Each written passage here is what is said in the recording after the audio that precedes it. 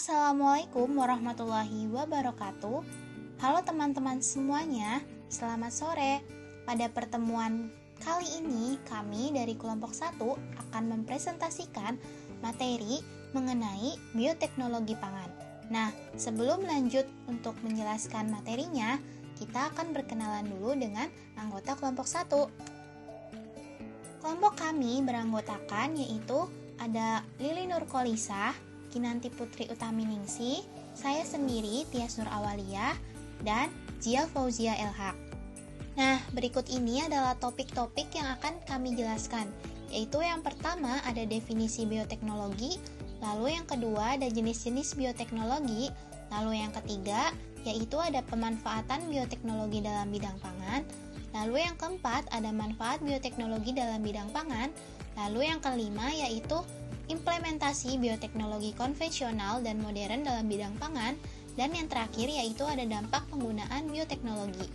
Nah, yang pertama yaitu definisi bioteknologi. Nah, menurut FAO tahun 2000, bioteknologi adalah semua aplikasi teknologi yang menggunakan sistem biologi, organisme hidup untuk membuat atau memodifikasi produk atau proses untuk kegunaan khusus. Nah, bioteknologi ini berasal dari dua kata, yaitu bio dan teknologi. Kata bio ini berarti kehidupan, sedangkan kata teknologi yaitu memiliki makna sebagai suatu metode ilmiah yang digunakan untuk mencapai tujuan secara praktis. Jadi, bioteknologi adalah metode atau proses yang melibatkan makhluk hidup atau organisme hidup untuk menghasilkan produk baru sehingga dapat bermanfaat bagi kesejahteraan manusia. Asosiasi Bioteknologi Eropa atau yang dikenal sebagai Federasi Bioteknologi Eropa mengemukakan bahwa bioteknologi adalah ilmu pengetahuan yang mengintegrasikan penerapan antara ilmu biologi, kimia, dan engineering dengan memanfaatkan mikroorganisme atau produk turunannya termasuk di dalamnya sel-sel, bagian dalam sel, misalnya enzim atau protein-protein hasil selulernya untuk kepentingan umat manusia dalam mencapai kesejahteraan umat manusia. Nah, pada slide ini terdapat ciri-ciri utama dari bioteknologi, yaitu yang pertama, jasad biologi atau renik, seperti mikroorganisme, tumbuhan maupun hewan. Lalu yang kedua, teknologi yang dapat diaplikasikan secara industri, yaitu baik dengan menggunakan proses ekstraksi maupun pemurnian. Jadi dapat disimpulkan bahwa bioteknologi ini adalah teknologi yang memanfaatkan sistem biologis, organisme hidup, atau bagiannya untuk mengembangkan atau menciptakan produk yang berbeda, seperti pada pembuatan roti. Selanjutnya yaitu ada jenis-jenis bioteknologi. Nah, menurut perkembangannya, secara umum bioteknologi ini dibagi menjadi dua, yaitu ada bioteknologi konvensional, lalu yang kedua ada bioteknologi modern. Baik, di sini saya akan melanjutkan materi yang telah disampaikan oleh kawan saya. Seperti yang dikatakan oleh Tias, di mana jenis-jenis bioteknologi ini menurut perkembangannya secara umum dibagi menjadi dua jenis. Yang pertama, bioteknologi konvensional, dan yang kedua, bioteknologi modern. Bioteknologi yang pertama yaitu bioteknologi konvensional atau sederhana, di mana bioteknologi ini memanfaatkan organisme secara langsung untuk menghasilkan produk barang dan jasa yang bermanfaat bagi manusia melalui proses fermentasi. Contohnya yaitu dalam bidang pangan, fermentasi merupakan kegiatan mikroba pada bahan pangan sehingga dihasilkan produk yang dikehendaki. Seperti contohnya yaitu tape, tempe, kedelai, yogurt, mentega, serta wine. Fermentasi ini dibagi menjadi dua tipe fermentasi, yaitu fermentasi asam laktat dan fermentasi alkohol. Fermentasi yang pertama yaitu fermentasi pada asam laktat, di mana asam laktat ini dapat terjadi pada kelompok bakteri pemecah gula susu atau laktosa. Kelompok bakteri ini juga digunakan untuk pengolahan susu untuk menghasilkan produk susu fermentasi pada penerapan bioteknologi konvensional. di mana produk asam laktat pada tubuh ini merupakan senyawa toksik bagi tubuh yang dapat memupuk di salah satu titik bagian tubuh dan menimbulkan rasa fatigue atau pegal-pegal. Kemudian selanjutnya yang kedua itu fermentasi alkohol, di mana mekanisme fermentasi alkohol ini dimulai dengan proses fermentasi yaitu dengan glikolisis yang menghasilkan asam pirufat. Reaksi ini tidak ada oksigen sehingga asam pirufat diubah menjadi asam laktat yang mengakibatkan elektron tidak meneruskan perjalanannya sehingga tidak dapat menerima elektron dari NADH dan FAD. Berarti NADH yang diperlukan dalam siklus Krebs juga tidak terbentuk. Akibatnya, siklus Krebs terhenti. Tetapi NADH di luar mitokondria dapat dibentuk dari NADH melalui proses pembentukan asam laktat dari asam pirufat. Pada fermentasi ini menghasilkan 2 ATP, 2 NADH, 2 CO2, dan 2 alkohol atau etanol. Fermentasi alkohol biasanya digunakan pada industri roti. Kemudian, bioteknologi selanjutnya yang kedua yaitu bioteknologi modern, di mana dalam bioteknologi modern ini orang berupaya untuk dapat menghasilkan produk dalam jumlah besar secara efektif dan efisien dengan menggunakan peralatan canggih. Dalam bioteknologi modern, selain menggunakan mikroorganisme juga dapat menggunakan bagian-bagian tubuh mikroorganisme tumbuhan dan hewan. Salah satu produk rekayasa genetik adalah dengan membuat organisme transgenetik. Melalui teknik rekayasa genetik, para ahli bidang bioteknologi dapat menyusun pola gen sedemikian rupa sehingga menghasilkan organisme yang sifat-sifatnya sesuai dengan kebutuhan. Teknik ini dikenal juga dengan istilah DNA rekombinian, yaitu proses mengkombinasikan DNA suatu organisme ke organisme lainnya. Kemudian materi selanjutnya yaitu terdapat pemanfaatan bioteknologi dalam bidang pangan. Menurut Habibi Najafi pada tahun 2006, bioteknologi pangan didefinisikan sebagai aplikasi teknik biologis untuk hasil tanaman pangan, hewan, dan mikroorganisme dengan tujuan meningkatkan sifat, kualitas, keamanan, dan kemudahan dalam pemrosesan dan produk makanan. Hal ini termasuk produksi makanan tradisional seperti roti, asinan atau acar, dan keju yang memanfaatkan teknologi fermentasi. Aplikasi bioteknologi untuk makanan yang lebih modern adalah genetic modification atau GM yang diketahui sebagai teknik rekayasa genetik, manipulasi genetik, dan teknologi gen atau teknologi rekombinian DNA. Dengan memanipulasi DNA dan memindahkan dari satu organisme ke organisme lain disebut teknik rekombinian DNA. Memungkinkan untuk memasukkan sifat dari hampir semua organisme pada tanaman, bakteri, virus, dan hewan. Selanjutnya, adapun pemanfaatan bioteknologi dalam bidang pangan. Sebagai berikut, yang pertama, teknologi sel mikroba, di mana sel ini untuk memproduksi dengan terfermentasi dan aditif pangan. Tujuan dari teknologi sel mikroba ini adalah untuk pengawetan pangan yang menghasilkan berbagai jenis pangan terfermentasi. Seperti contohnya yaitu yogurt dan keju, tauco, tape, dan sebagainya.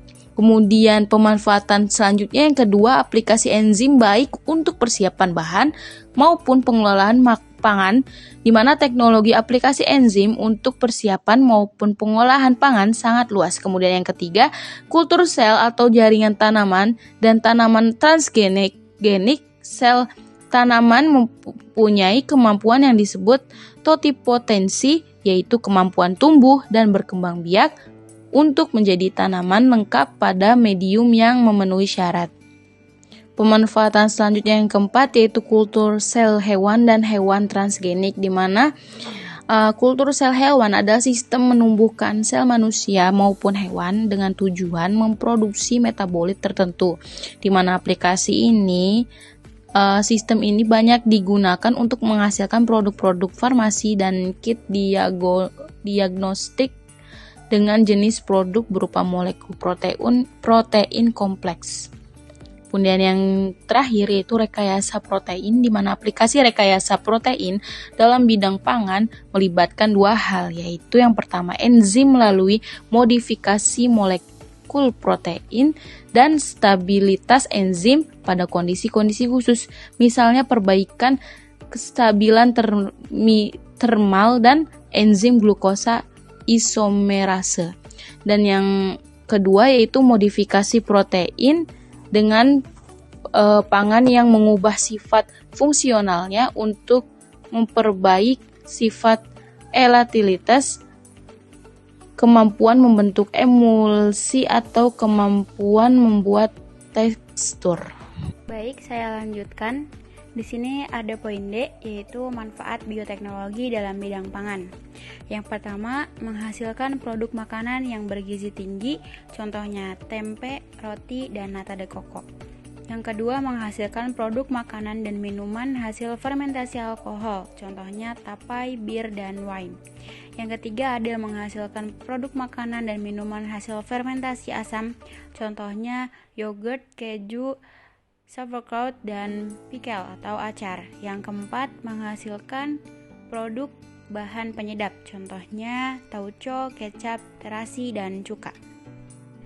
Implementasi bioteknologi konvensional dan modern dalam bidang pangan.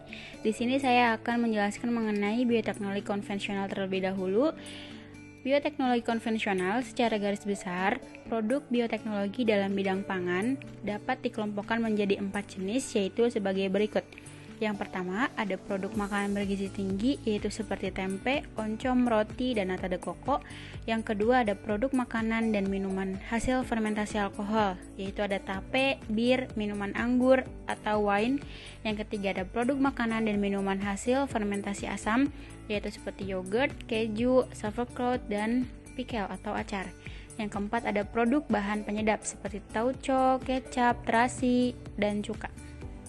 Selanjutnya, produk makanan hasil bioteknologi, itu fermentasi, hasil dari fermentasi. Nah, yang pertama yaitu ada tempe. Tempe adalah makanan tradisional khas Indonesia yang terbuat dari kedelai yang kemudian difermentasikan dengan bantuan jamur rhizopus sebagai mikroorganisme yang digunakan di dalam pembuatannya. Kemudian ada proses pembuatan tempe, yaitu ada kedelai yang harus dibersihkan dan direndam selama 1 malam. Nah, jika sudah melewati proses pembersihan dan direndam selama 1 malam, dikupas kulit arinya, kemudian dicuci kembali hingga bersih, dan setelah dicuci, dikukus selama 1 jam. Kemudian setelah dikukus selama 1 jam, didinginkan. Selama didinginkan ini diberi ragi tempe. Setelah dicampur dengan ragi tempe, dicetak ataupun dibungkus dan akan melalui proses fermentasi selama 1 malam. Diletakkan di rak ataupun dibuka di atas rak. Nah, setelah itu dibiarkan selama 1 malam dan jadilah tempe.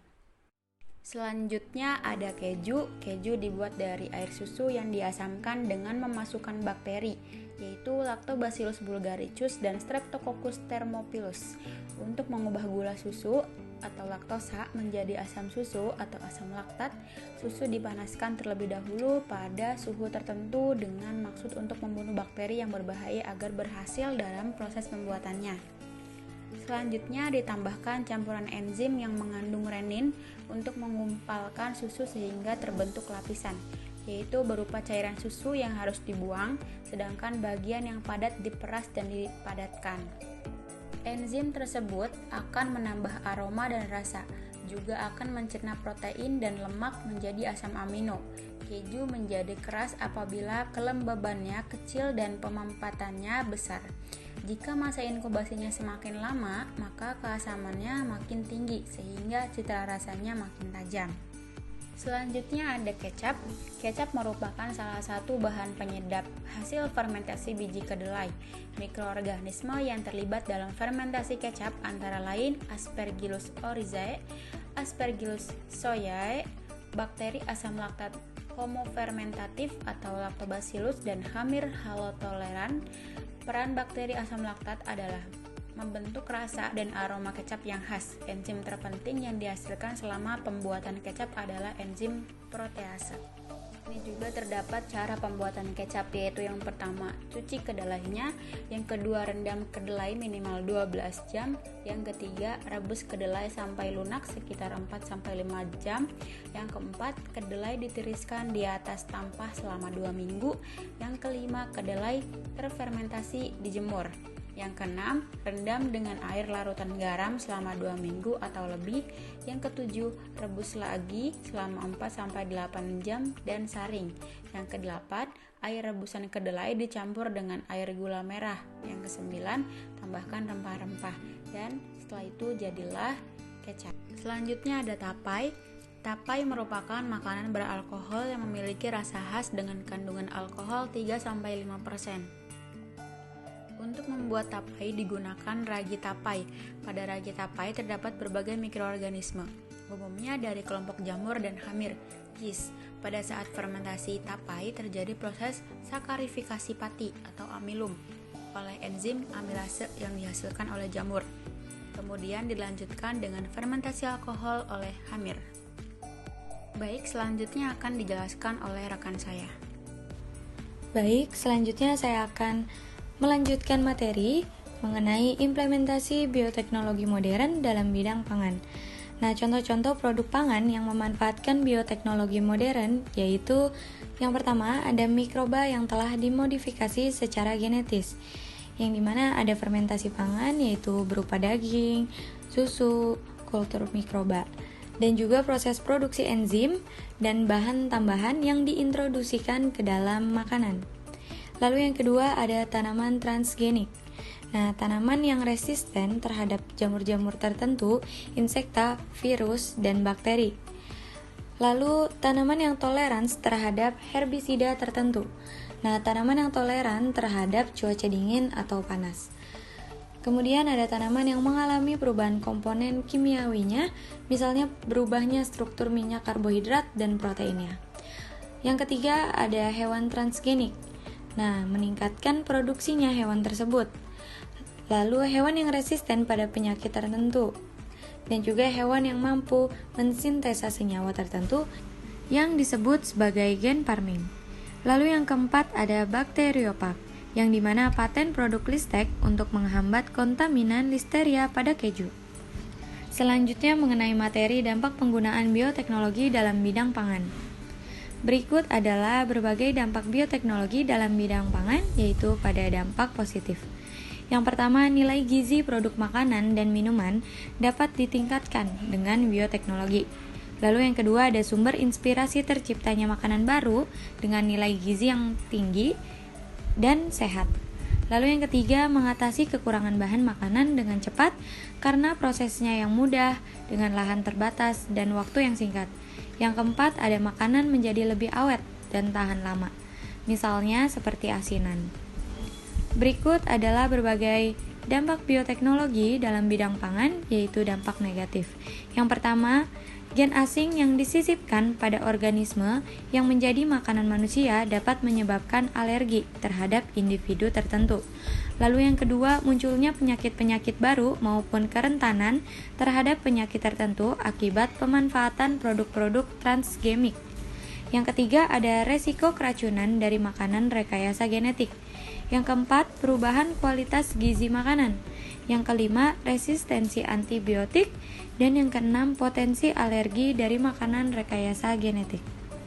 Sekian presentasi mengenai bioteknologi pangan dari kelompok 1. Kurang lebihnya mohon maaf. Wassalamualaikum warahmatullahi wabarakatuh.